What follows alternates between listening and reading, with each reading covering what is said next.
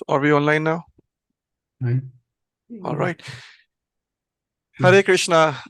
Good evening, everyone in California. This is live stream of ISKCON of Silicon Valley, Mountain View in the Bay Area, Wednesday evening, 7 p.m. And we are meeting as usual for our Wednesday evening Krishna Katha. As most of you know that we meet at least thrice in a week, Wednesday, Saturday mornings, and Sunday evenings, to hear Krishna Katha, to get some benefit out of the message, transcendental message of Lord Krishna, written by Ved Vyas, the Vyasdev, more than 5,000 years ago. So thank you everyone for dialing in from the US, from India, and I can see Dubai. So good morning there. So let's quickly start this session with a quick kirtan. And if you are having difficulty in understanding the English on the top, just try to align and enjoy the message in English at the bottom. And behind your muted mics, you can also chant with me the sweet kirtan, or the message of the beautiful song about Lord Shri Radha and Krishna. Jaya Radha Madhava Kunja Bihari. Jaya Radha Madhava Kunja Bihari. Jaya Gopi Janavallabha Girivardhari. Jaya Gopi Janavallabha Girivardhari. Yashodanandana Braja Janaranjana. Yashodanandana Braja Janaranjana. Yamuna Tiravanachari. Yamuna Tiravanachari. Jaya Radha Madhava Kunja Bihari. Jaya Radha Madhava Kunja Bihari. Jaya Gopi Janavallabha Girivardhari. Jaya Gopi Janavallabha Girivardhari. Yashodanandana Braja Janaranjana. Yashodanandana Braja Janaranjana. Yamuna Tiravanachari. Yamuna Tiravanachari. Jaya Radha Madhava Kunja Bihari. Jaya Radha Madhava Kunja Vihari. So let's see who else has joined here. Hare Krishna, everyone. From India, I see Krishna Prabhu, Manjari Devi Dasi Mataji, Alpana Mataji, Bhaktin Alpana, Bhakta Abhishek, Shefali Singh, thank you for joining. So, Prabhu, do you have the Mangacharan slides for everybody's referral? Yeah, I will go ahead and share. Okay, please go ahead. So while Prabhu is putting that up, Mangala Charan means we are chanting the prayers to our spiritual master, our previous acharyas, and we are seeking their blessings. We are first of all thanking them to allow us in their service. And also we are praying so that we may be appropriately able to glorify the name of Krishna and be able to appropriately expand on the message of Srila Vyasadeva. Om Ajnanatimirandasya Jnananjana Shalakaya Chakshurunmilitam Yena Tasmai Shri Guruve Namaha. Shri Chaitanya Manobhishtam Sthapitam Yena Bhutale Swayam Rupa Kadamahyam Dadati Swapadantikam Vandeham Shri Guru Shri Uta Padakamalam Shri Gurun Vaishnavamscha Shri Rupam Sagrajatam Sahagana Raghunathanvitam Tam Sajivam Sadvaitam Savadhutam Parijana Sahitam Krishna Chaitanya Devam Shri Radha Krishna Padan Sahagana Lalita Shri Vishakhan Vitamscha. He Krishna Karuna Sindhu Dinabandhu Jagatpate Gopesh Gopika Kant Radha Kant Namosute Tapta Kanchana Gaurangi Radhe Vrindavaneshwari Vrishbhanusute Devi Pranamami Hari Priye. Vancha kalpatarubhascha kripa sindhubhya eva cha patitanam pavanebhyo vaishnavebhyo namo namaha. Jai Shri Krishna Chaitanya Prabhu Nityananda Shri Advaita Gadadhar Srivasadi Gaur Bhaktavinda. Hare Krishna Krishna Krishna Hare Hare, Hare Rama Rama Rama Hare Hare. Hare Krishna Krishna Krishna Hare Hare, Hare Rama Rama Rama Hare Hare.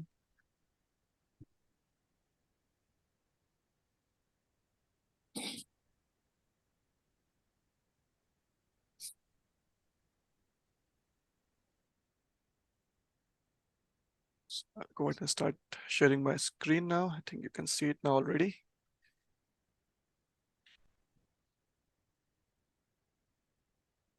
So recently I came across this quote: "You cannot attain happiness, it attains you, but only after you surrender everything else."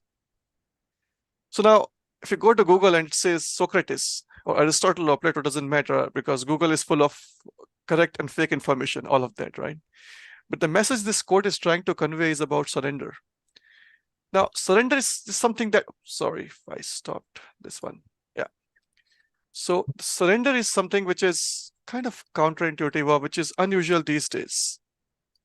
Because surrender is a word generally used with negative connotations. To surrender implies to be weak.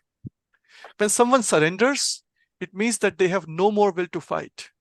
If someone surrenders, it generally means that they lack strength. When someone surrenders, it is perceived or it is considered that the person lacks belief in himself or herself. For those who work in the corporate culture, like most of us, the mantra every day is victory at any cost. Surrendering can seem like a character flaw. People are encouraged to never surrender, never give up. Keep persisting, keep fighting, keep resisting, keep insisting.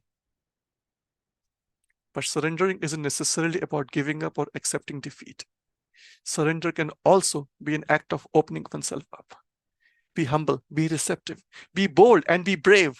For those who are on the path of spirituality, surrendering to the Supreme, who is actually a person, and I repeat, the Supreme, who is actually a person, can actually unravel the path to the life's ultimate goal.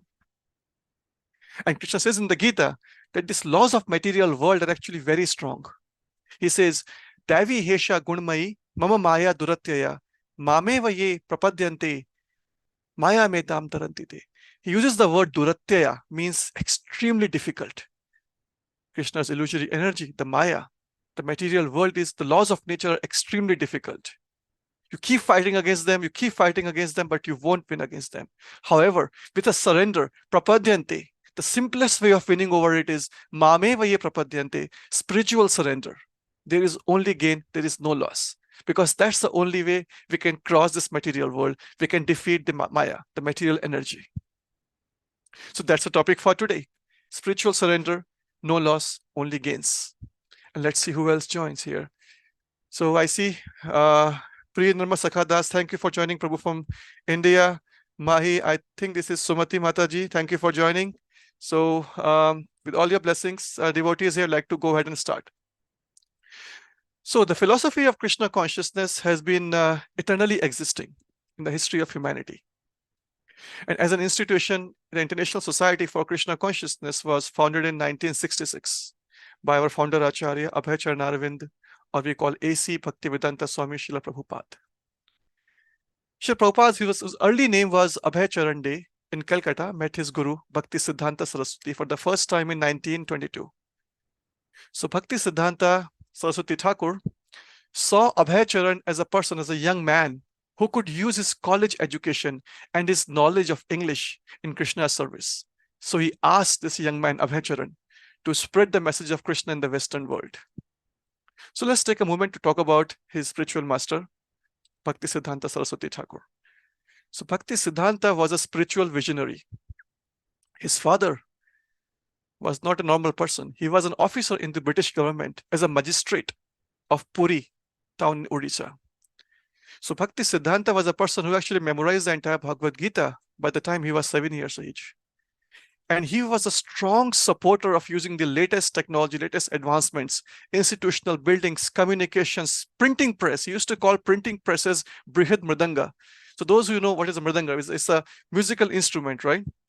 And it's loud. If you play mridanga, it's heard like 100 meters away. So he used to call printing press or the message of the publishing of the books as Brihad Mridanga. It's a bigger Mridanga or expansion of Mridanga, because if you print books here and you transfer anywhere in the world, the message of Krishna consciousness can be heard loud anywhere else in the world.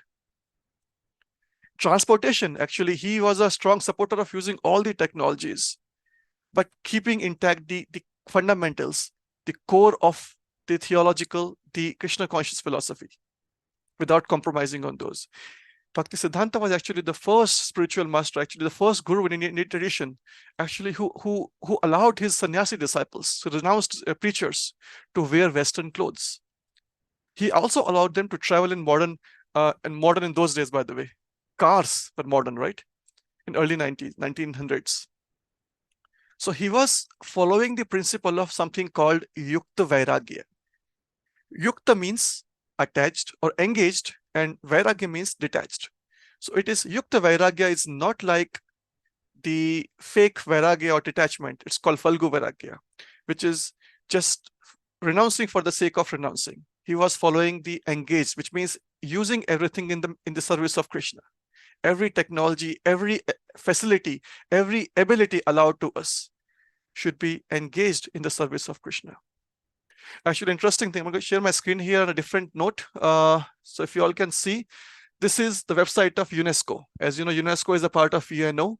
And just last month in November, UNESCO recognized Bhaktisiddhanta Saraswati Thakur in the list of its key people. So we are going to celebrate 150th birth anniversary of Bhaktisiddhanta next year.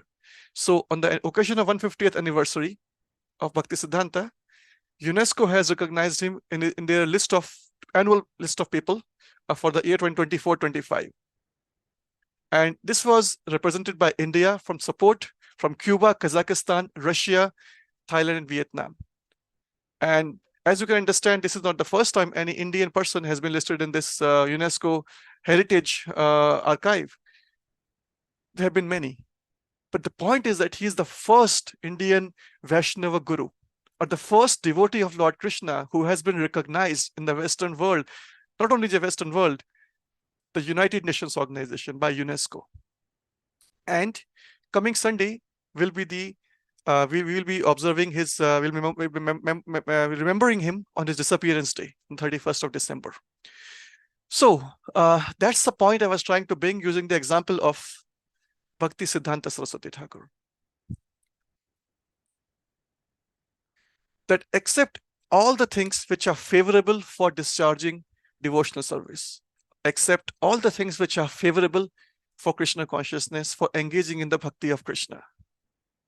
So in the book called Upadeshamrita, Sri Rupa Goswami actually has defined this as a principle called, actually there's a verse here. Utsaha nishchayat dhairyat tattat karma pravartanat sanga tyagat satovrati sadbhir bhaktir prasiddhati. So there are 6 things that Rupa Goswami highlights as the things that are favorable for discharging devotional service. So if I may ask any of the volunteers in the Zoom here to unmute yourself and please read these 6 points. Can I read, Prabhuji? Yes, please go ahead. Yes. So this is Anukul Yasya Sankalpaha. So it starts from following in the footsteps of previous acharyas, being enthusiastic, endeavoring with confidence, being patient, acting according to the regulative principles, and abandoning the association of non-devotees. Yes.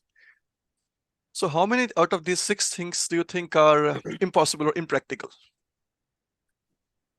I think the only one is abandoning the association of non-devotees. Oh, interesting. So let's see. Any examples you can share? Anybody on the call? Any devotee from Srimad Bhagavatam or anywhere who was engaging all life and soul.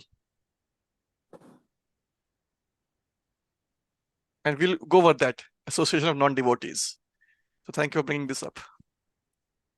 So let's talk about Maharaj Ambarish. So the story of the King Ambarish is in the Srimad Bhagavatam, the Bhagavad Puran. And what makes him special? There have been many kings. But being a king, he was engaged 24/7 all the time in using every single thing available to him in serving Krishna. He used his mind in meditating upon Lord Krishna. He used his words in describing the glories of the Lord. He used his hands in cleaning the Lord's temple. He used his ears in hearing the words Krishna Katha. Maharaj Ambarish engaged his eyes in seeing the deity of Krishna, going to Krishna's famous places like Mathura and Vrindavan, and seeing those pastimes, those places of pastimes. He engaged his sense of touch in touching the feet and the bodies of the bodies of devotees. Maharaj Ambarish engaged his sense of smell in smelling the fragrance of tulsi leaves, which were offered to the Lord. He engaged his tongue in tasting the Lord's prasadam. He engaged his legs in walking to the holy places and temples of the Lord. And of course, his head bowing down to the Lord. All of his desires in serving the Lord. And his citizens were also doing Lord's kirtan all the time. So now one might argue that we are not like that king. We have limited means. Oh, I'm busy in my job with Apple or Google or Meta and Siemens and big companies in India and the US and everywhere, and Dubai. Thanks for dialing, by the way, again, from different parts of the world here. So if we have limited means or limited time, there are different ways still we can use all of these resources. So let's say if you have a big house, for example, just bring your neighbors and friends. It's a holidays time. Please bring them in, give them Krishna Katha, give them Krishna Kirtan, share some Krishna Prasadam with them. And if you have a small house, even if you have a small size like car garage, just that space for a table and chair and lamp, just use that for online preaching. Use every single resource. Don't have to be a king like Maharaj Ambarish. Our time is the biggest resource. Ourselves is the biggest resource. And we can use all of our abilities, our time for Krishna service. Everything which is favorable for discharging devotional service can be and should be used for Krishna service. And that's the principle called anukulyasa sankalpa. For example, if we have cooking skills, just distribute Krishna prasadam. If we have speaking skills, speak Krishna Katha. If somebody is a good salesman, please go and distribute books. But use all your skills. And even if you're not a human, I don't know if any non-humans are on the call here, but even if you are an animal like a elephant, pray like Gajendra. If you are a monkey like Hanuman, be a Lord's servant. If you are a squirrel, your body is not a limitation in your service. Anything which is available, that is called anukulyasya sankalpa, and that is the first principle of surrender, where there is no loss, only gain in surrendering to Krishna. And then this particular topic, which Alpana Mataji, she just brought up, abandoning the association of non-devotees. So now it actually is repeated in the next verse. So when there is something we are accepting, there is obviously certain things that we have been advised to reject. And that brings us to the next point, which is called pratikulasya vivarjanam. Or pratikulya vivarjanam, not pratikulasya. So pratikulya vivarjanam, which means reject unfavorable things. And here, if anybody else can volunteer to read what these 6 things are.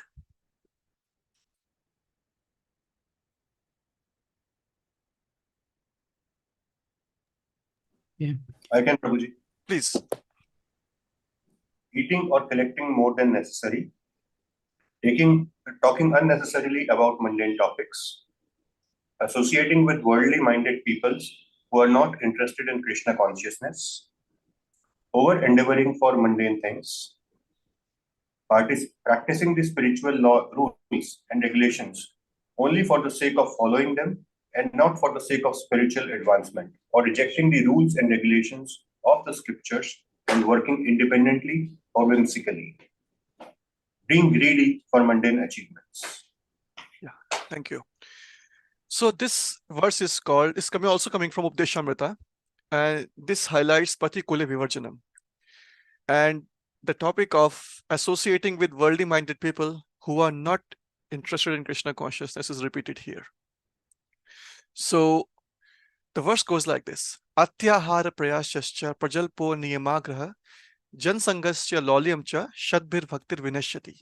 So these 6 items are the key to bhakti's vinash. Shadbhir bhakti vinashyati. Atyahar means eating or collecting more than necessary. Prayashasya, over endeavoring. Prajalpa, talking unnecessarily about mundane topics.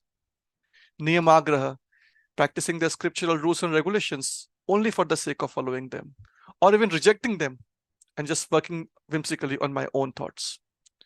Jansangas means association of worldly minded people. Lolyam, lalach. So these things, lolyam, greediness, lalach, right? So these things have been advised to us to avoid.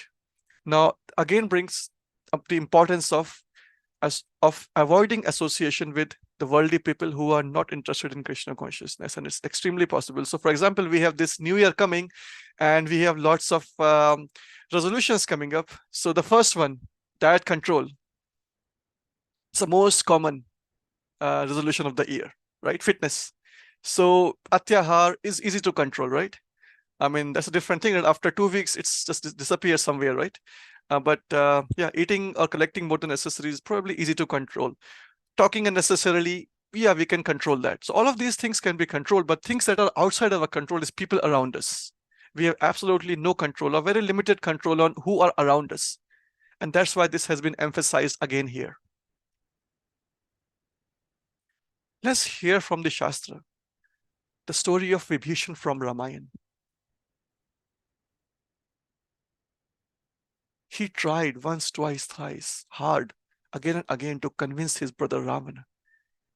Please return Sita. She does not belong to you. Sita belongs to only Ram, and you should return Sita back. He tried hard, didn't work out. He abandoned the association of his brother. Same thing repeated in Mahabharata. Vidurji is called a Mahatma. He's a senior, very knowledgeable philosopher person, a Mahatma Vidur. So Vidur, he tried hard to educate Dhritarashtra, his brother. His family members, Duryodhan, Dushasan. What you are doing is wrong. In the assembly, you have tried to insult this lady, Draupadi. Dhritarashtra, can't you see your son? He's living like a serpent in your home. Just remove this snake from your family. Dushasan, Duryodhan, these people. But what happened? These people, they insulted Vidura. So Vibhishan abandoned the association of non-devotees. Vidura abandoned the association of his own family members who were against the righteousness, religiosity.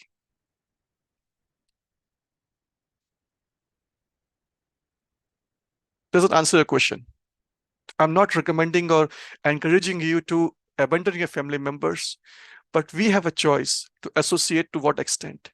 For instance, there is a job or any office you are going to.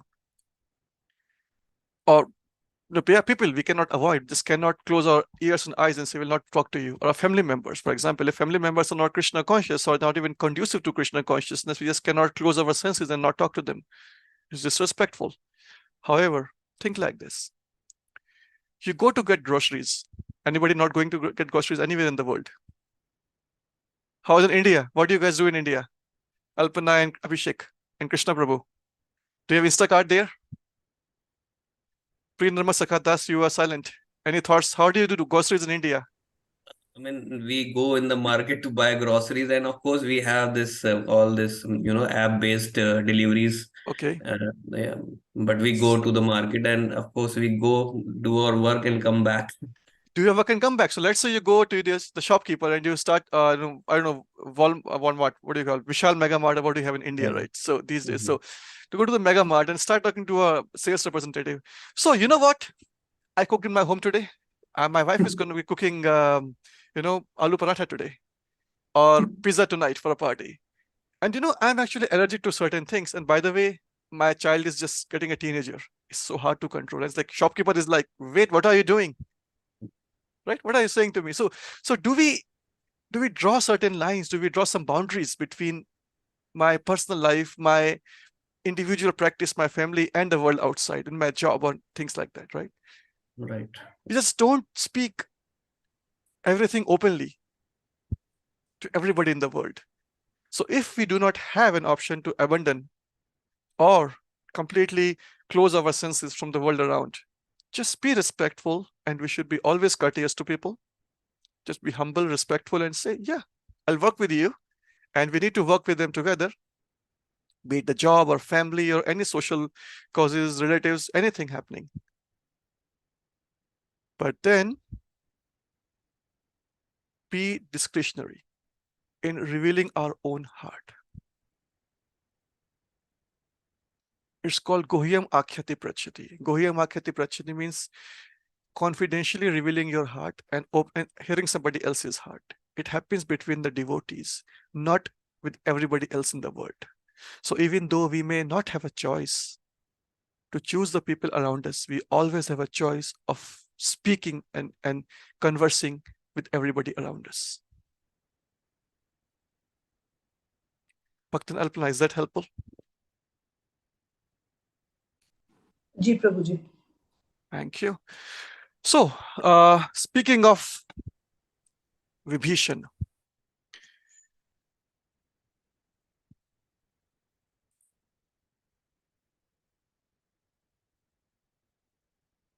when Vibhishan came to Lord Ramachandra after abandoning his family, Ravana. By the way, let's see what's in the chat message here. I can see. Oh, there is somebody calling. I am an AI assistant helping Mayank Agarwal take notes. Thank you, AI. All right. So, speaking of Vibhishan. So Vibhishan ji, when he abandoned and sacrificed his own familiar relationships with his family members, his brother Ravana, and went to the place where Lord Ramachandra was sitting, preparing with his army of monkeys and animals and bears and everything to invade Lanka. Vibhishan was looked with suspicion. Everybody says, this person is a demon. He is coming from a different clan. He's coming from a different, the enemy party.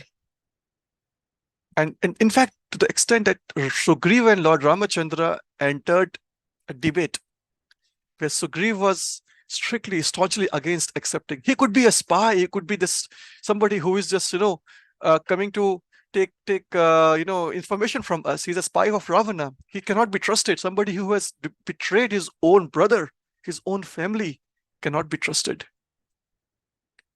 And Lord Ramachandra, he has his own opinion, his own counter arguments, his own views, his own logic against Sugriva. So the argument unfolds, the debate happens. And then Lord Ramachandra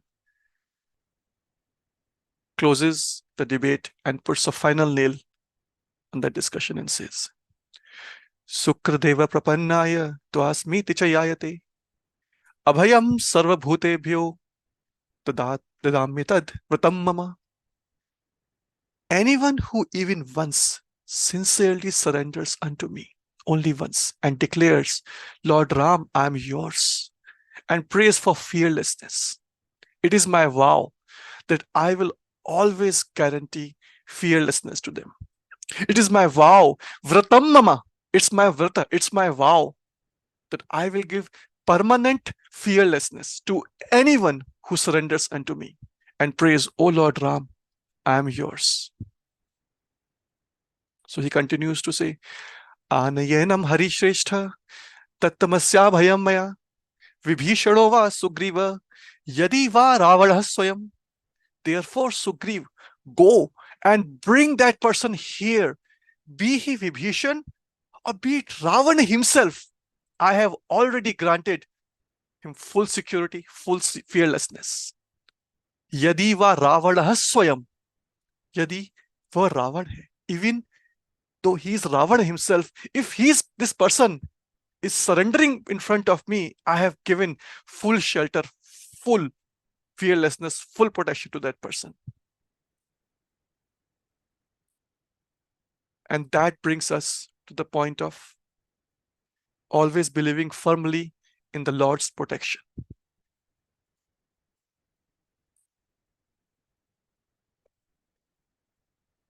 So if you can see my screen. Yes, we can This is see. called Rakshayatiti Vishwaso. Rakshayatiti Vishwaso means I'm always believing firmly in the Lord's protection. Sorry. Yeah. So there's a story of Bhakt Prahlad Maharaj in Srimad Bhagavatam. Most of us know that story. His father was a demon, Hiranyakashipu. And when Hiranyakashipu comes to know about his son, that he's growing up as a devotee of his 5 years old already, and he's preaching to his classmates, just be a devotee of Vishnu. So he started, tormenting him. He used various methods to kill him, in fact, to the extent that this demon is killing his own son. He employed the demons to use various weapons to kill Prahlad.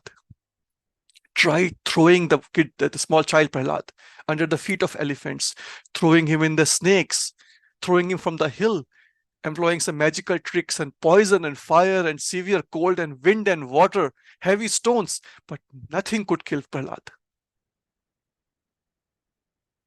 Because Prahlad had this firm belief that Lord is protecting me. Rakshayatiti Vishwaso. Having the firm faith is the third aspect of full surrender. The full surrender, which never results in any loss. There is always victory, always accomplishment, winning, always gain at the end. In the Bhagavad Gita, Krishna says, Ananyaschintayanto mam ye jana paryupasate tesham nityabhiyuktanam yogakshemam vahamyaham. O Arjun, I will preserve what you already have, and I will provide you what you don't have. So there is no need to worry. Just surrender. You will have only gain. There is no loss. I will preserve what you have, and I will give you what you don't have, what you need. So what else do you want to have in this world? And if that's not enough, just 8-9 verses later, Krishna says to Arjuna again, Kaunteya pratijanihi name bhaktaya praneshati. O son of Kunti, O Arjun, go out, declare in the world boldly that my devotee never perishes. That's the declaration that Krishna is telling his devotee Arjuna to go and make, not himself. Because devotees need to have full, firm faith in Lord's protection as a third aspect of surrender. And in Mahabharata, there is a beautiful prayer that Rupa Goswami actually quotes in the Bhakti Rasamrita Sindhu that says, Patigya tava Govinda name bhakta praneshati iti sansmritya pranana sandhariyamyaham. It's Govinda's, Krishna's pratigya is vow that my bhakta, my devotee will never be perished. Na me bhakta praneshati. Iti sansmritya, remembering this again and again. Pranana sandhariyamyaham. My life is running. My life is I'm alive. My life is running. My pran, my life is running. Why? Because I remember again and again. Iti sansmritya. What? Name bhakta pranayashyati. What is that? It's Krishna's vow. Just like Lord Ramachandra has his vow that he will always give fearlessness and full protection to anybody who surrenders, Lord Krishna also have his vow, pratigya, name bhakta pranayashyati. So this is called Rakshayatiti Vishwaso. So far we have covered 3 aspects of full surrender. Anybody would like to recall them, what those are? Let's take a quick break actually and take some reflections, any thoughts, any ideas that come to your mind. And we're almost halfway through the presentation.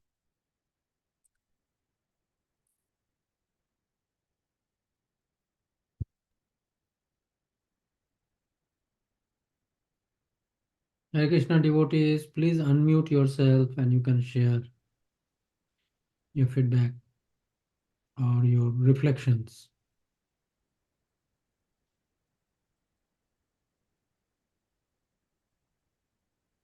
All right. If not, and if- Anipulyana, so the three, yeah, Prabhu, yeah, please go ahead. Yeah, yeah. things which are favorable, we should accept. Yes, Which are unfavorable, we should reject. correct. And the third one is Lord will always protect us. God will always protect Totally, us. yeah, surrender. And Prabhuji, I would like to share like surrender. It means that we are not weak.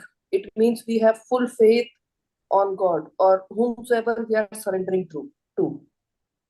So when we surrender, it is we have that faith in the other person to whom we are surrendering. So it is not about weakness or anything like that. Yeah. It is about faith. So we have faith on God, so we are surrendering to Him. Yes. Yeah, but we cannot apply the same logic to material world, because in material world, surrendering might be exploited or abused, right? Yeah, but right now, Sometimes. like from the spiritual world. Yes, very nicely. So it's Lord Rama and Lord Krishna. It's their promise, not somebody from the mundane world. It's the Supreme Personality of Godhead Himself who is promising this. You come to my surrender and I will take care of you. Right. Yes. Thank you for sharing. So if no further reflections or comments, then let's move forward. The story when Krishna was living in the Vrajadham, a small child, 6, 7, 8 years old, and he was living with the cowherd people. His father, Nanda Maharaj, and other people, they were cowherd people. They were raising the cows and cattle in the Gokul and Braj region, in the Vrindavan region. So Nandaji and village people, they wanted to celebrate Shivaratri. They went to a place called Ambikavan. So as you can understand, Ambikavan is made up of Ambika and Van. Ambika means the name of the goddess Durga or Parvati, Ambika, and Van means forest. So Ambikavan, they went to Ambikavan. It's a place where there is a temple of Lord Shiva and Shakti, Lord Shiva and Shakti, Lord Shiva and Parvati. So they took bath in the river, and they fasted for a day, and they were celebrating Shivaratri. And then they were sleeping at night in their campground. Anybody experience of campgrounds recently? Any camping? Nobody? Okay. So what if you are camping in the campground and at night there's a snake attacking at your camp? A huge giant python or a snake coming and attacking you in your tent. So there's a big snake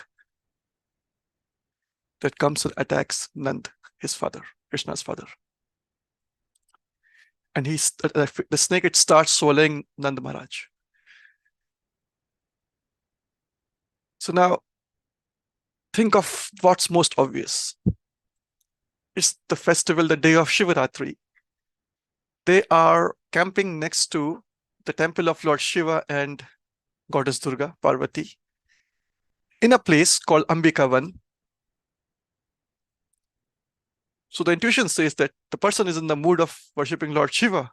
So Nanda Maharaja will chant, will call for help. But instead, he chanted, he called for the name of Krishna. Krishna, Krishna, where are you? Save me. And that too, when he didn't know that Krishna was the Godhead himself, Supreme Person of Godhead himself. That was the nature of love that he had for Krishna, that he was dependent on the mercy of Krishna so much, even though Krishna was a child. Why? Because so many instances had happened since Krishna was born up to that 6, 7 years of age, killing so many demons. There were forest fires. There were heavy rains. Govardhan, we just celebrated the Govardhan Puja last month. So, or in October, or last month, yeah, 2 months back. So, heavy rains. Nobody prayed to demigods or anybody else. Everybody, the boys and the gopis and the seniors, elders, everybody just prayed to Krishna. Small 5-year-old boy, 6-year-old boy. So this is something called feeling exclusively dependent on the mercy of Lord Krishna.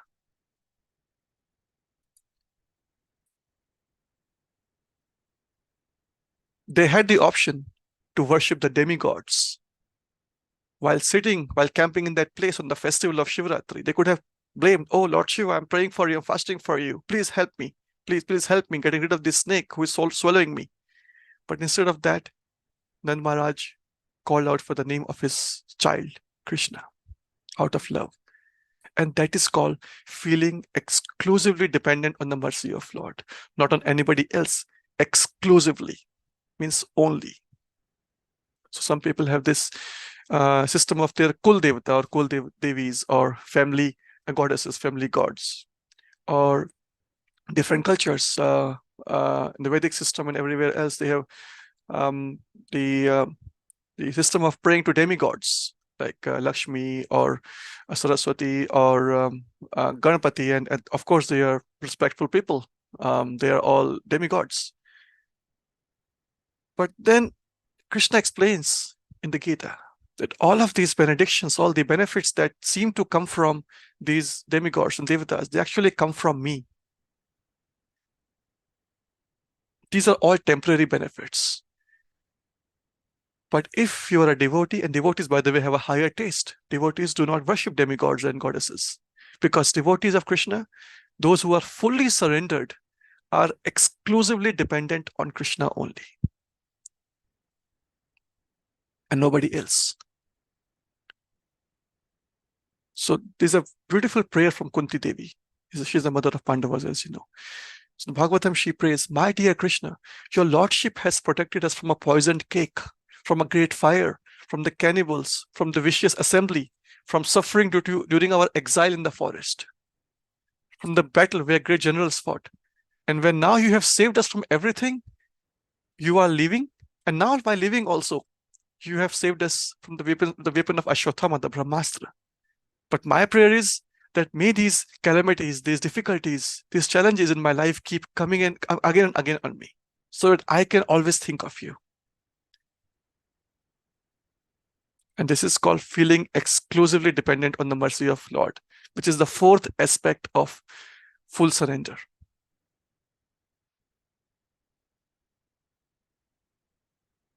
So Srila Prabhupada, a founder Acharya,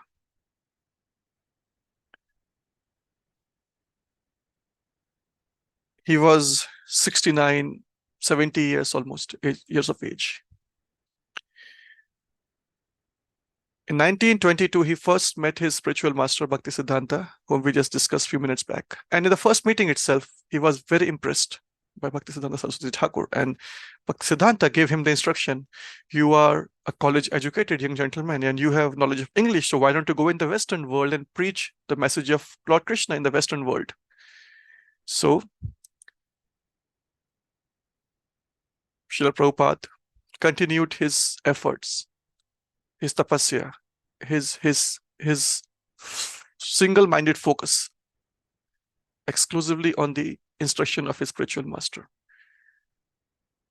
Up until 1965, he invested so many efforts, wrote letters, and created different league and all of this here and there, even approached the government of India to help him to send to Western world. Nobody helped, no politicians, nobody. But fortunately, with the help of a Sindhya steamship company, Somati Morarji, that lady, and she was kind enough to sponsor him a ticket. How? First class, luxury, airliner, right? Business class, first class. Well, it was a business class, by the way. How?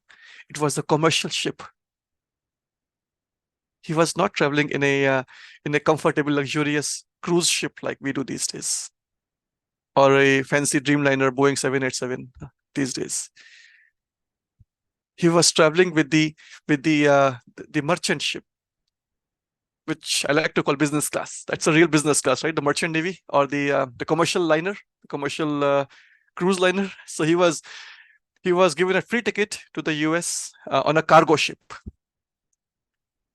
He suffered 2 heart attacks on the way. He was practically penniless.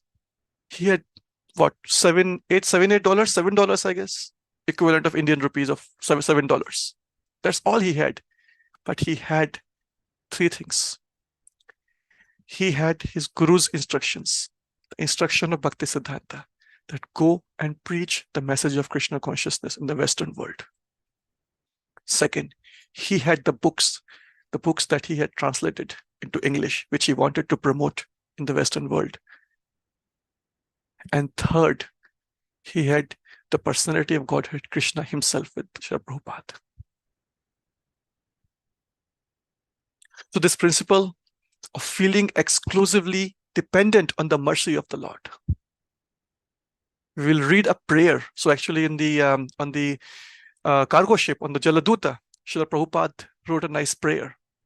And I will request one of the volunteers who have not done any, have not raised their hands, please go ahead and unmute yourself and please read this prayer.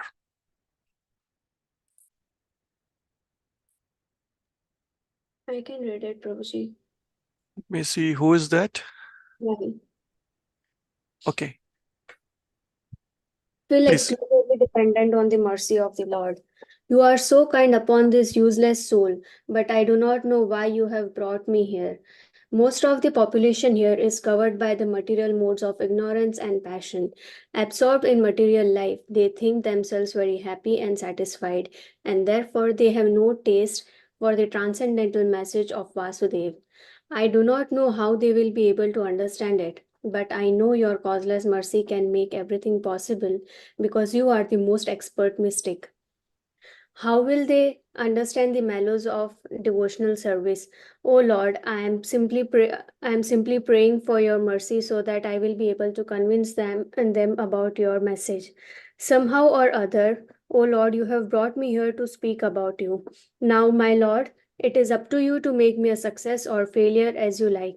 O spiritual master of all the worlds, I can simply repeat your message. So if you like, you can make my power of speaking suitable for their understanding. Only by your causeless mercy will my words become pure. I'm sure that when this transcendental message penetrates their hearts, they will certainly feel engladdened and thus become liberated from all unhappy conditions of life. Oh Lord, I am just like a puppet in your hands. So if you have brought me here to dance, then make me dance, oh Lord, make me dance as you like. On board the ship Jalduta, Commonwealth Pier, Boston, Massachusetts. Thank you.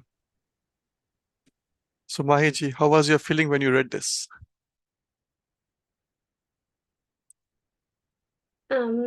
I felt like it was different than what I used to read, what I generally read, and it is powerful. It has unshakable trust and faith in Krishna, and yes, Srila Prabhupada came all the way from India to US, and I have seen his the Abhay Charan series, and since then, like, my faith in Krishna has increased. So this is a lot powerful than everything that I have read so far. Thank you. Where are you dialing from, if I may ask? Sorry, Where are you dialing from? I'm in Sunnyvale, California. Sunnyvale. Okay, great. Yeah, so for me, I get goosebumps and sometimes tears in my eyes when I read this prayer. So touching, so meaningful, so deep. Krishna says in the Gita, Ye yatha mam prapadyante tam sathaiva bhajamyaham man vartamanu vartante manushya partha sarvasha. I will reciprocate to you in the degree of your surrender. Ye yatha mam prapadyante, just like the way you surrender to me. Tam sathaiva bhajamyaham. The more you surrender to me, the more I will reciprocate with you.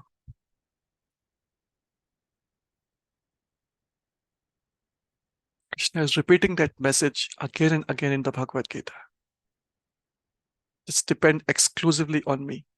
And even his final instructions in the 18th chapter, the final instruction, the verse 1866, Sarva Dharman Paritajya Mam Ekam Sharanam Vraja. Sarva Dharman Paritajya means abandon all varieties of different religions, different varieties, different flavors of so-called religiosity that we are tasting all over the world and in our family traditions and every culture and different rules and regulations of religions or so-called religions these days. Mam Ekam. Ekam means surrender unto me only.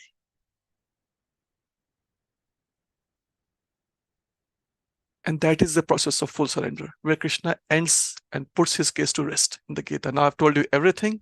This is my final message. Now, Arjun, you decide what you want to do.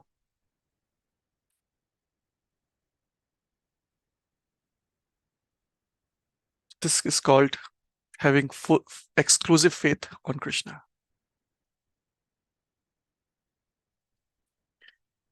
Any reflections or thoughts so far?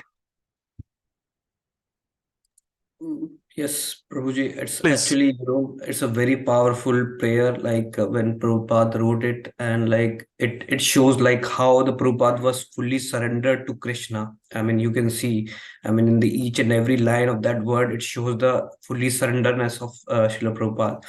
And what, I mean, I just wanted to, add on, like when you said that we need to fully surrender on Krishna, sometimes happens in, Indian family, we have a very many festivals, like we have Shivratri, we have Ganesh Chaturthi, we have Navratri.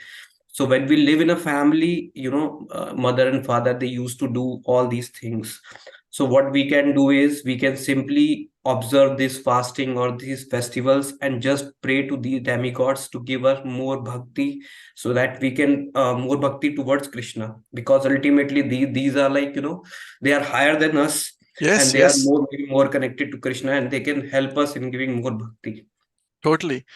Somebody at a higher position can definitely award us, which is beyond our reach.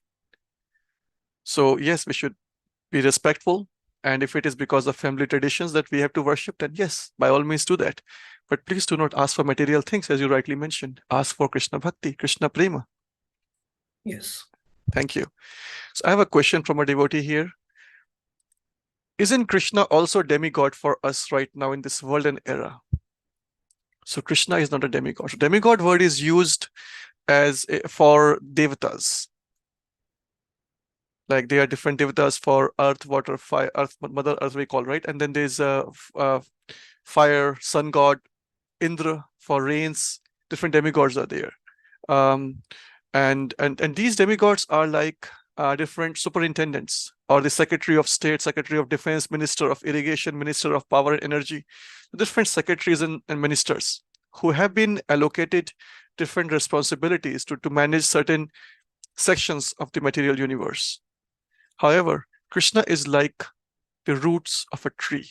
The root is where the actual nourishment is given. So if we invest our effort, if we invest our devotion to the roots, just water the roots, the entire tree will flourish. It will give us flowers and fruits and leaves and shade and everything. So instead of worshipping a flower or a fruit, why not worship the roots? So that's what differentiates Krishna from demigods. Ishwaraha Parama Krishna Satchidananda Vigraha Anadirādira Govinda Sarva Karana Karanam. He's Ishwara Parama Krishna. He's the Param God, Param Krishna. Satchidananda Vigraha, no beginning, no end. Anadirādira Govinda Sarva Karana Karanam. He's the cause of all causes. So if we think that my happiness is caused, let's say my money is caused by the mercy, by the blessings of Mother Lakshmi, that's a cause. But what is the cause behind the cause? Is Krishna himself. Sarva Karana Karanam, cause behind the cause. If I have a good husband or a wife because somebody thinks I worship Lord Shiva and Parvati, or good education because of Lord Ganesha or Saraswati, it's the immediate cause. But what's the cause behind the cause?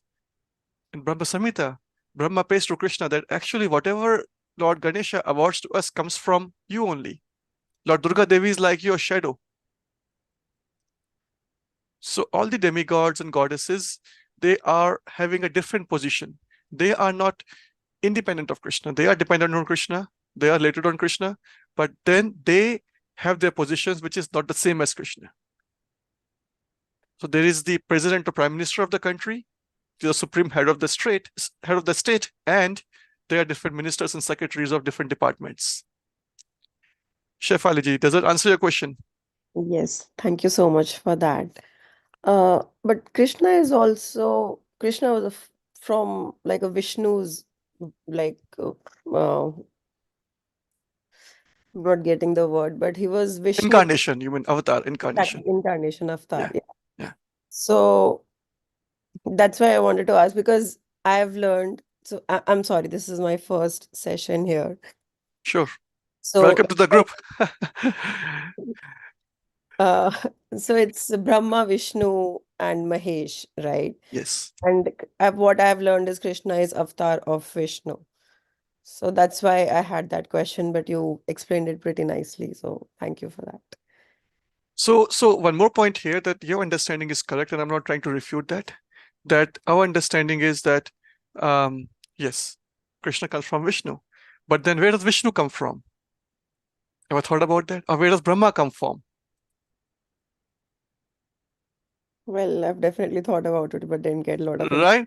So in the material perspective, if you see, let's say there is things like A and B. A comes from B. Yeah. A has a source in B. So which means B cannot come out of A. That's the material definition. But in the spiritual world, B can come out of A at the same time A can come out of B. And that's the crudest example I'm trying to explain. Mhm. Krishna, how Krishna expands into different forms of Vishnu. There are different kinds of Vishnu, by the way. There is a Karnodakshaya Vishnu, Garbhodakshaya Vishnu, right? Different multiple kinds of Vishnus. So we have to understand through Shastra, through scriptural knowledge. And then once we understand, we know that Krishna is a supreme person. The Vishnus are his expansions for different activities. I'll give you an example here.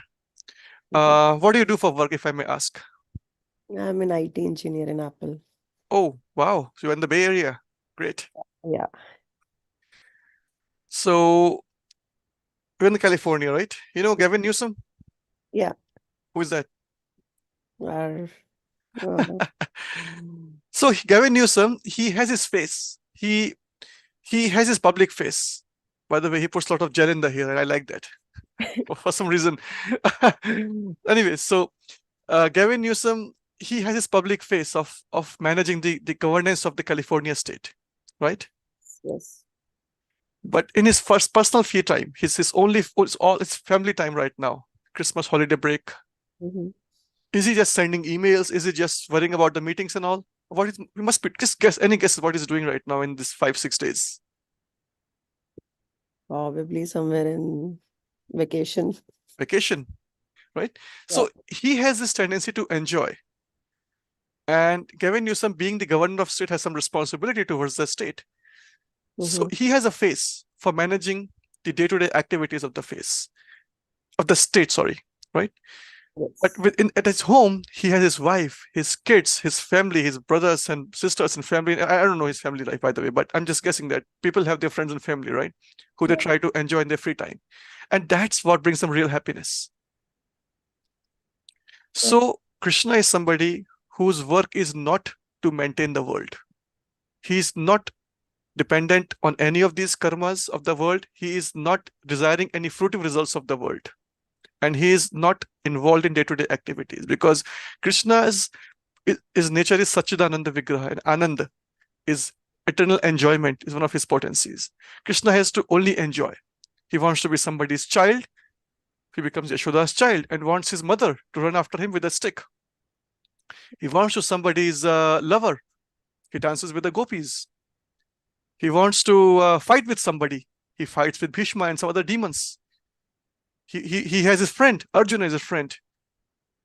So Krishna wants to enjoy, and that's what his Anand life is.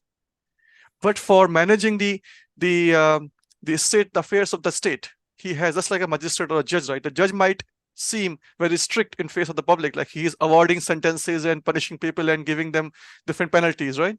Go to the jail or whatever financial penalties. But the judge or magistrate has his or her own private life where he's kicked by his own kids. You can think of kicking any governor, right? Mhm. But he might enjoy by his own child defeating him in a chess game or basketball, Mhm. right? So he has his personal life of enjoyment where he just dances and loves and have happy time with his family members. So Krishna and Vishnu is that. Vishnu is basically somebody, and for that matter, extensions of Krishna, all the Vishnus, and further all the demigods who come from Brahmaji who created them. They all have been given different responsibilities.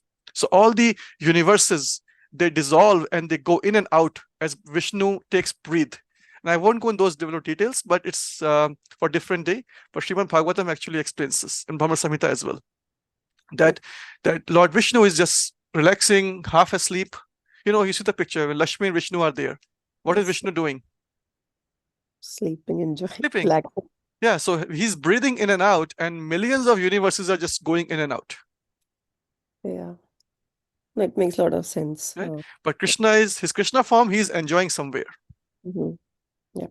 Right? Thank you for asking that question. And let's see, Ashar Madhav Prabhu has posted a link here in the chat window. So let's see. Oh, yeah. Here he says, so yo yam tanum bhakta shraddhaya chitumicchati tasya achalam shraddham tamem avidhamyaham. I am in everyone's heart, a super soul.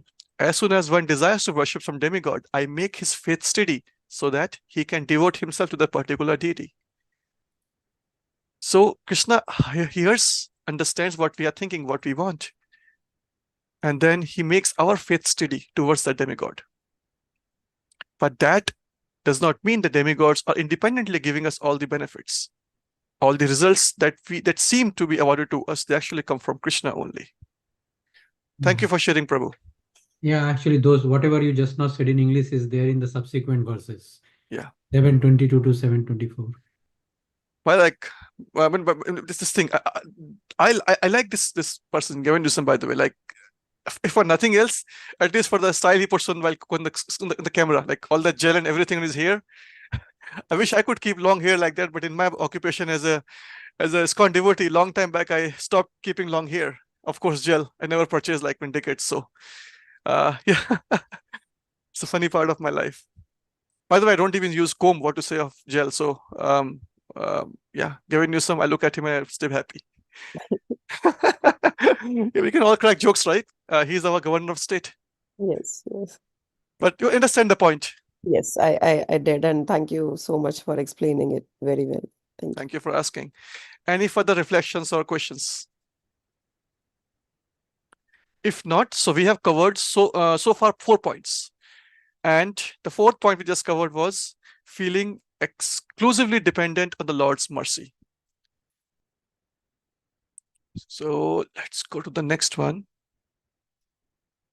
Keeping a track of the time here, it's 8:04 p.m. So we have 30 more minutes or 26 minutes.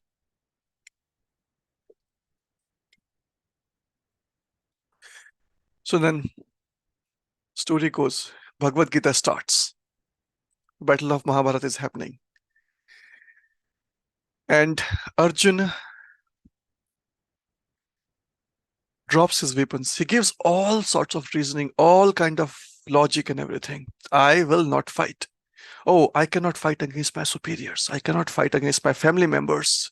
Dronacharya is my guru and Bhishma Pitama is my grandfather. And these people are my cousins and brothers and everybody. And these people are worthy of my respect. And then he gives further reasoning. Oh, warriors will die. The society will become free of men. Only women will be there. There will be progeny. The unwanted population will come. And then society will degrade. And all of this, all the logic and all the wonderful philosophy, he just dumps on Krishna one by one. And that's how the Gita starts. Krishna wants to become independent. He wanted to become independent of Krishna's plan. And in our life also, we try to become independent of the plan of the Supreme Lord. We try to fight against the destiny. We try to give all kind of, reasonings and all kind of fake ideas and so-called, Prabhupada calls it as mental concoctions, all the philosophies that we create. Because we have this tendency. That's why we are in this material world, because we wanted to be independent of Krishna, because we wanted to enjoy independent of Krishna. But then Battle of Kurukshetra, Mahabharat battle, as we call, was fought per the plan of Lord Krishna. Krishna keeps on telling Arjuna, and in the middle, almost in the middle, in the 11th chapter, Krishna actually explains to Arjuna that this battle is being fought because I have already preordained everything. I have already decided everything. You just become an instrument in my fight. I'm going to share that verse 1 second in the screen. So, where is that? It's, I think 1133, I believe. Yeah. So if you are still with me and not looking away from your screen, then please take a moment to look at this verse from Bhagavad Gita. Therefore, get up, prepare to fight and win glory. Conquer your enemies and enjoy a flourishing kingdom. They are already put to death by my arrangement, and you, O Savyasachi, can be but an instrument in the fight. So Krishna is telling Arjuna here, just don't worry about doing or not doing anything. Just act like an instrument, because the plan is mine. The decision is mine. I'm the director. Just go and act on the stage, be an instrument, and follow as I'm saying.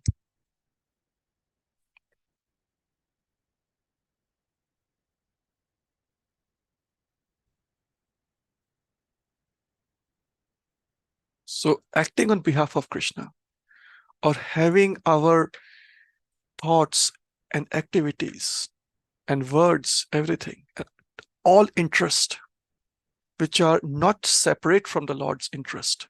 Always be conscious that I am not independent in fulfilling my desires.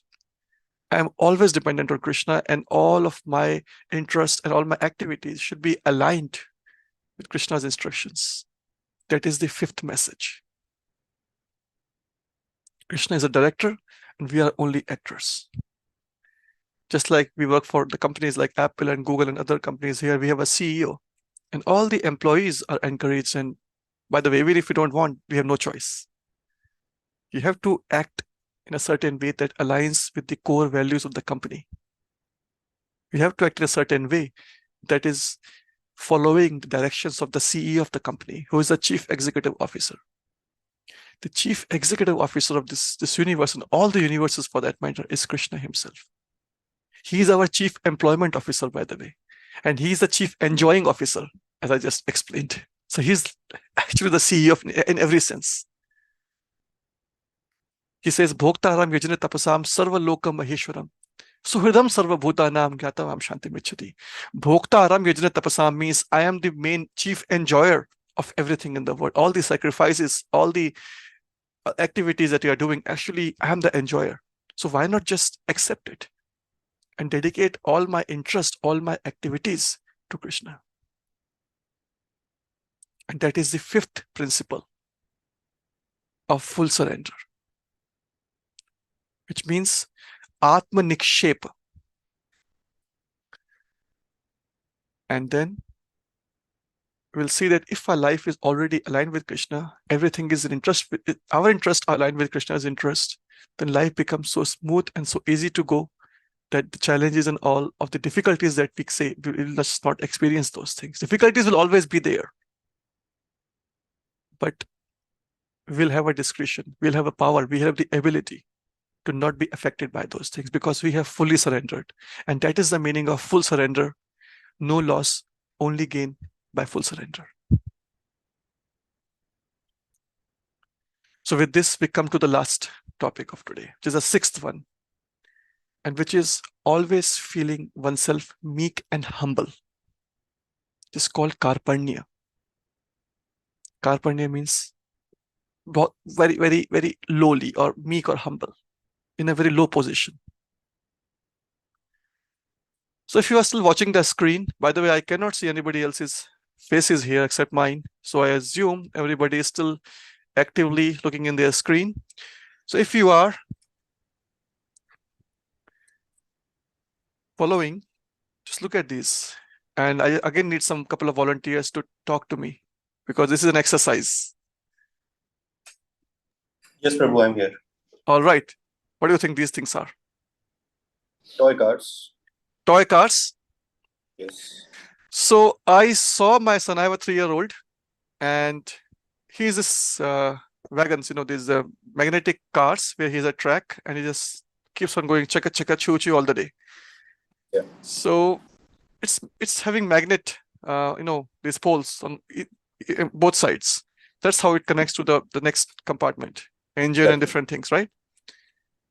So magnet, right? And I saw my son struggling some days back. Like he was trying to push this thing and it's still not attracting. You know the reason why it's not happening? Yes. Why? Like poles, like charges. Like Yeah, charge, like Right. poles, they repel each other. And if I go and help him and flip the poles like this, and then Opposites attract. right?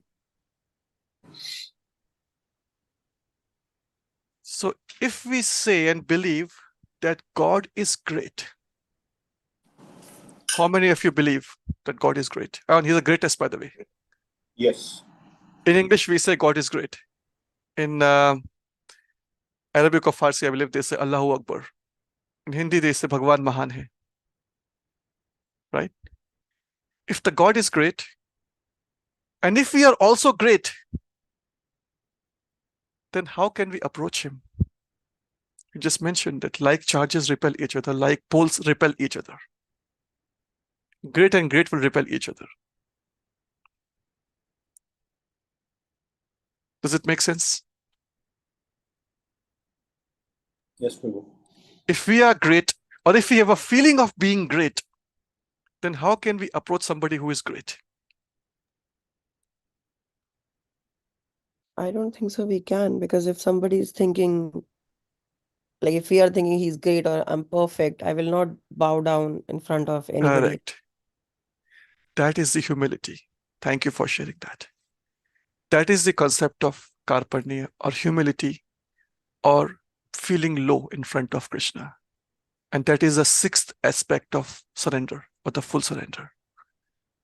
Always feeling helpless, always feeling low, always feeling humble in front of Krishna and his devotees. So Srila Prabhupada actually has a real example, his story. So one of the guests, he asked him in the question answer session that, Prabhupada, you must be the guru of the entire world. And Srila Prabhupada humbly bowed down his head and said, no, I am the servant of all. That's all. A person of Srila Prabhupada's stature, he's saying, I am the servant of all. A truly Jagat Guru in every sense. He's saying that. Who are we then? So therefore, Lord Chaitanya Mahaprabhu gives the instruction in Shishtastakam. Trinadapi Shunichena Tarorapi Sahashnuna Amanina Amanadena Kirtaniya Sadahari. Trinadapi Shunichena Tarorapi Sahashnuna. Humbler than or lower than the blade of the grass, and tolerant like a tree. The grass always stays low, never tries to grow up. And the tree, it undergoes all the climatic, the weather changes, the rains and sun and heat and snow and everything. Still, it tries to give it its best. Fruits, leaves, and shade and everything, wood and everything to us. So do not expect any respect or any what do you call greatness or the sense of superiority from others around. Instead, try to give everybody else the full respect, the full superiority to everybody else that they deserve. That is the amanina manadena. And that's the beginning of the devotional life. With that true humbleness, true humility, we approach our spiritual master or senior devotees, and as in fact in Bhagavad Gita, chapter 13 actually, Krishna mentions 20 qualities of wisdom, and the first one he mentions in the verse is humility. Is the first of all. Of all the 20 qualities of wisdom, the first one you must have is humility. So therefore, there's a story, and it's last example. I'll end with the story of mine here. So a few years back, so this is the channel of ISKCON of Silicon Valley, as you are seeing here, right? So we have, like every kitchen, we have a temple kitchen. And the temple kitchen is meant for cooking the bhoga, the offering for the Lord, which is later distributed as prasadam to all the devotees, all the visitors. And because the kitchen and the temple is operating under the jurisdiction of the Santa Clara County, there are certain rules and regulations that the temple must follow, including the kitchen. The kitchen must be having the people who are cooking or handling or distributing food in any capacity. They must be trained on the standards which are set by the government. And there is a training program. It takes a couple of hours online to go and just click on some buttons here and there, and just it's good for knowledge as well. And then you get a certificate. So now the county officials, they just come unknowingly, just suddenly they just inspect your kitchen and say, oh, who is cooking? And you show me how this washing is done, or how this temperature is maintained, or how this refrigerator cleaning is maintained, all of these things they ask. By the way, the kitchen, when I say kitchen, is not like my apartment kitchen, which cooks for like 3 or 4 people at max. The kitchen in our temple actually cooks for 13,000 people actually, or more on Janmashtami, by the way. Every weekend, 400, 500, 600 Sundays. That's the level of the mass cooking that we have. And that also requires expertise of cooking, the knowledge of the utensils, the knowledge of the skills of handling the utensils, the safety measures, the hygiene standards and everything. And for all of these things, there are standards in place, which are mandated by the county. So, it was time back in 6-7 years back, I think, yeah. So there was some sudden inspection, and the county officials discovered that the devotees who are cooking in the kitchen, they do not have actually the mandated certificates, and they were giving warnings, and the temple kitchen was actually about to be shut down. It was so serious. Now, to extent, by the way, the temple president and my spiritual master, His Grace Vaishaka Prabhu, he himself had to personally write an email to temple devotees. Please, devotees, go, and whoever's working in the kitchen, please take this 2 hours training and get certificates done. At least we can show something to the county officials. And not just showing, it's required for your skills, it's required for hygiene, it's required for your sanitary standards, for safety and everything. So that was the level of extreme, I'm trying to explain, to give the context here. That's the level of seriousness of the situation, the grim situation.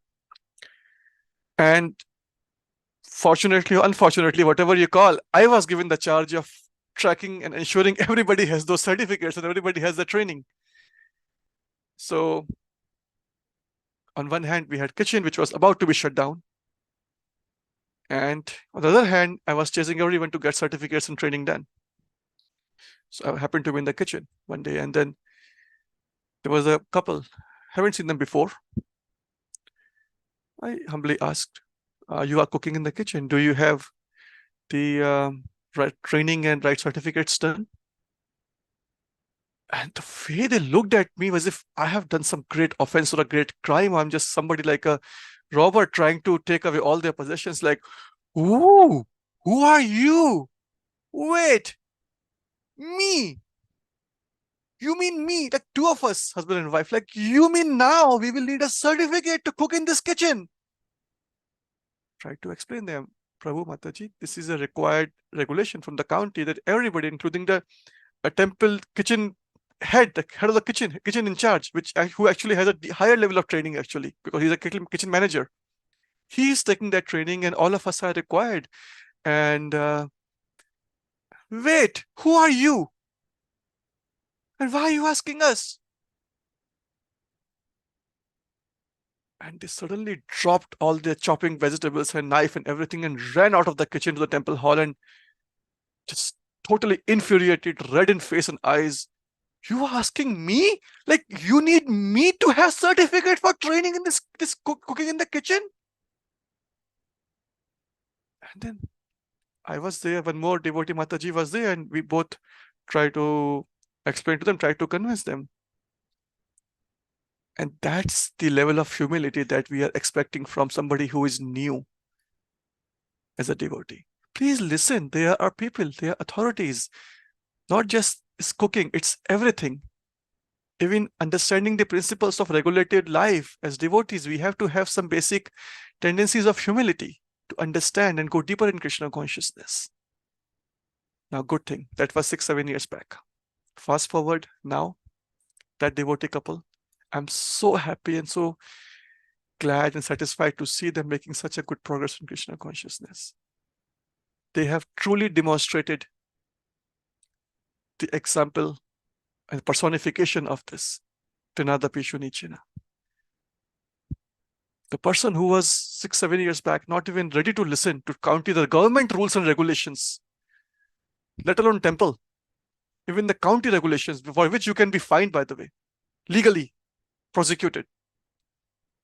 They were not willing to accept those rules and regulations. 6-7 years later, they are cleaning the bathrooms and the floor and the pots and day and night, and they are hosting hundreds of devotees in their home for home programs, only because of one characteristic, one quality that they have developed over the time is humility. Trinadapi Shunichena, Tarorapi Sahashnana. And those were the beginners, the newcomers. But for senior devotees also. Oh, I've been in ISKCON for more number of years than this person is. Why should I ask him? I may be doing deity worship in the wrong way, but I will never ask somebody junior than me in age because I feel hesitation. Oh, I am cooking in the kitchen for 20 years. Why should I wash utensils? This is all a part of humility for senior devotees or so-called senior devotees. It's not the number of years that makes us senior devotees. It's our humility. Following the footsteps of Prabhupada and saying, I am the servant of all. I am not a senior devotee.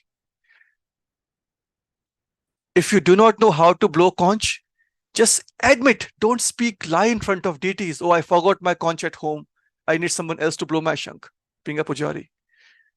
Or if you are a devotee if you are a child of a senior devotee, just, I'm not privileged. I'm not entitled to some luxuries for a certain service. Anything, cooking, cleaning, preaching, kirtan, book distribution, all of these are services that have been awarded to us by Krishna in the mercy of the parampara, the gurus. It's not my entitlement. So humility is equally important for a newcomer as well as a 20 for 30 years old veteran devotee. So with that, I'm going to share the last slide for today, which is a summary of all the 6 points that we discovered, actually discovered. We just not covered, we discovered these 6 points, these things that we need to find in ourselves. So Srila Rupa Goswami, actually not Rupa Goswami, actually Sanatan Goswami, he highlights in the Hari Bhakti Vilas. Yeah. He says, Anukulyasya sankalpaha pratikulya vivarjanam rakshiyatiti vishwaso gopatritvesh parvardam tatha atma nikshepa karpanye shadvidha sharanagati. Anukulyasya sankalpaha, accept things favorable for discharging devotional service. Pratikulya vivarjanam, reject unfavorable things. Rakshiyatiti vishwaso, must be firmly convinced that Krishna will give me protection. Gopatritve varanam, Depend on the only mercy of Krishna. Consider him the only protector. Atma Nikshep. Yeah. Have no interest separate from the interest of Krishna. Think and act as Krishna desires. And 6, always feel oneself meek and humble. Karpanya. With that, I would like to end the presentation to the rest here. And the final slide here is the contact of ISKCON of Silicon Valley if you are watching on Zoom. So thank you for dialing in. And if you're watching on YouTube, Facebook, and all the other online channels, thank you to all of you who are watching. If you have any questions, would like to know more about the philosophy, would like to go deeper, this is the contact of ISKCON of Silicon Valley. We are based out of Mountain View, California, and we are open 7 days a week, 365 days a year. My personal email is at the bottom. If you have any questions, be happy to answer any questions that you may have. Thank you again, all of you, for watching and attending this presentation. And I beg for your forgiveness if I may have made any offenses. And I am very grateful to all of you, especially temple authorities, who have given me this opportunity to speak on this session today. Got a couple of minutes remaining. I'd like to accept any questions or comments that the audience may have here. Thank you.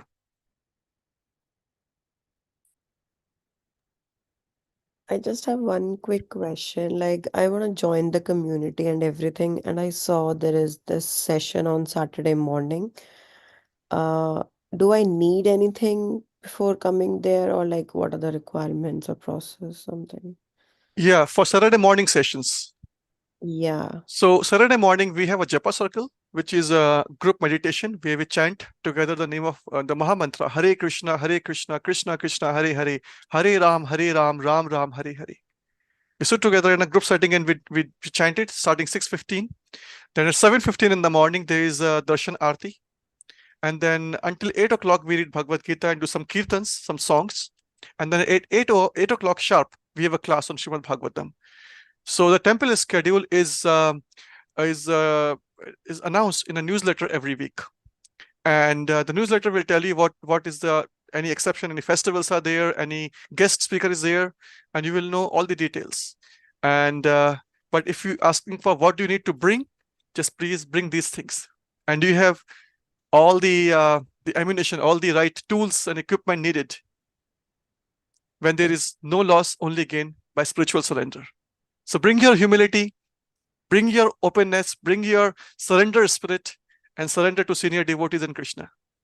And rest, everything will be just a cakewalk for you in spiritual life. Okay. Thank you. Hare Krishna. Any other comments, questions?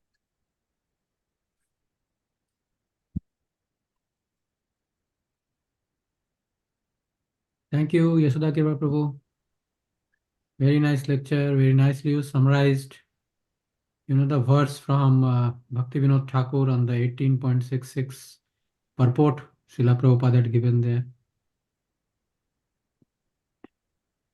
I think the same verse. I think you summarized it there. It was there in the purport. Bhaktivinoda Thakur. So surrender is not a bad thing. Surrender is a good thing when it comes to spirituality. Yeah. And surrender is the path to spiritual progress. Yeah. Because there are no losses, only gains. What I was saying was in the 1866 Bhagavad Gita, in the purport, that verse is there actually, the Bhaktivinoda. Anukulya, everybody. Yeah, that. Which kind of succinctly summarizes, what is the process of surrender. And great examples you brought, from the Shastras, the Prahlad Maharaj, Vibhishan specifically, how Lord Ram, and that is a great thing. Basically, we often think that we have come from certain background or we are lacking something, but we don't need to have anything to surrender. In fact, we don't need to have anything to surrender. If we have something, then we have pride, and then we cannot surrender, right? So that's a great point. Yeah. 8:30. You want to have some closing comments, Yaśoda Prabhu, and then we can close. Before that, I like to bring up a point that Mahiji made on the chat window. That's a great reminder to get the food safety certificate. This may not be the right place to ask, but if someone can, actually, right person, I can help you, by the way. So I'm that person. Could you please share the name of certificate or link to get the training? So if you see me around in the temple, I can help you. And you also have my contact information from the previous screen. So can contact me, but I am mostly in the temple. So you can find me there. Okay, thank you, Prabhuji. Hare Next Krishna. time I'll come to temple, I'll find you. Yes. So closing comments. So online, there are no comments. There is only one Prabhu said that it's a great class. Otherwise, there are no other comments or questions online. Okay. I think you got, I believe you got all the comments from the Zoom Zoom. chat. Lots of Yes. questions. I don't know if anyone has any comment or any question. Please unmute and ask. Please don't feel shy.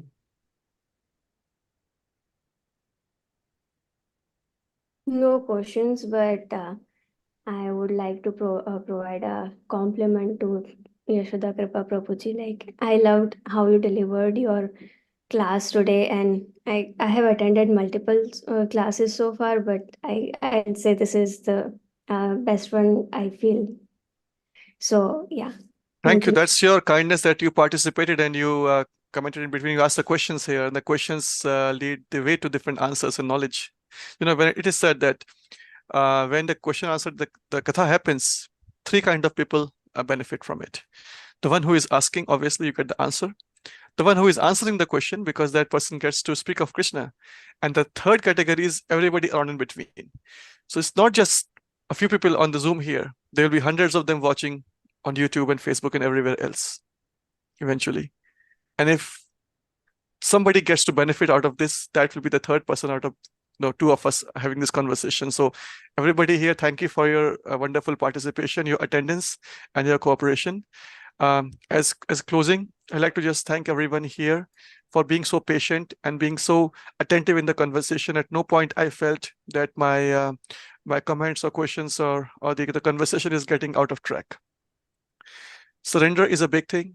In the material world, we are told, mostly in corporate America, we have been told to abandon humility and be aggressive, be intolerant, and be impatient, because we have to pursue the success. That's the pursuit of happiness we have been taught in the corporate world. But there's certain things that we need to do in our job, and as a job, we have to do those things. So no offenses against those material laws. But if somebody wants a spiritual progress, then humility, surrender to the Lord's laws, and understanding the words of Guru, Sadhu, and Shastra are most important. And ISKCON of Silicon Valley, like any other ISKCON temple in the world, we are following the Srila Prabhupada's instructions. We are not a temple only. We are an education institution. The books are the basis for us.